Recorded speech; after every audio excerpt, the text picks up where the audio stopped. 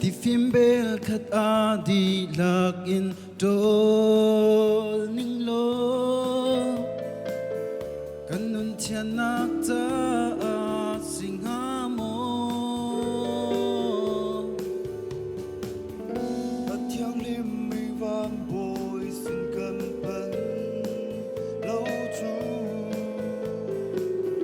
chung thu lên nar men cần si lại su long thiên nak asi nun thar chua tar tu asi akan kan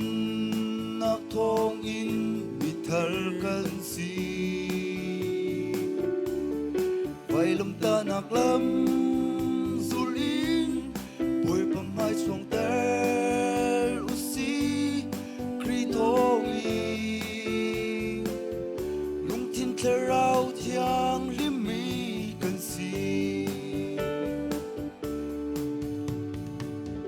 Nol bia phung lam zul in nun thar ser ning lo kanun thian nak ta a sing ha mo farasi mi na ban tu men kan si chu kan lung ban tu men kan si lai si su long thiên nak asi nun thar chua tar tu asi akan kan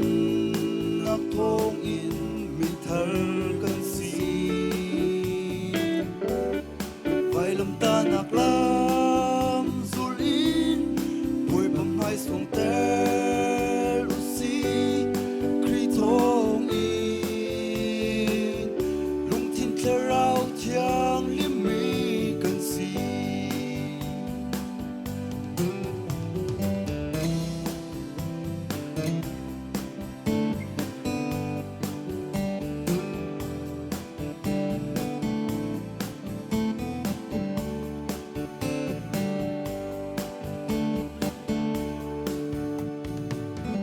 Rifa kan si kan ti meni lung tak in ti le tharau in trin chan lâu chu kri lam zul in nun thar kan ngei lâu a chu nu pa hrim fa men kan si lai su long thiên nak asi nun thar chua tar tu asi akan kan nak thong in mi thar kan si vai lam ta nak lam zul in boi pam hai song ter usi kri thong in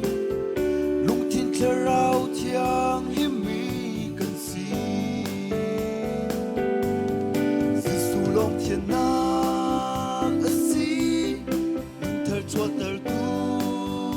asi akan kan nak thong in mi thar kan si vai lam ta nak lam zul in boi pam hai song ter usi kri thong in lung thiên thar rau thiang lim mi kan si Pahnih Pumhnak Choko sa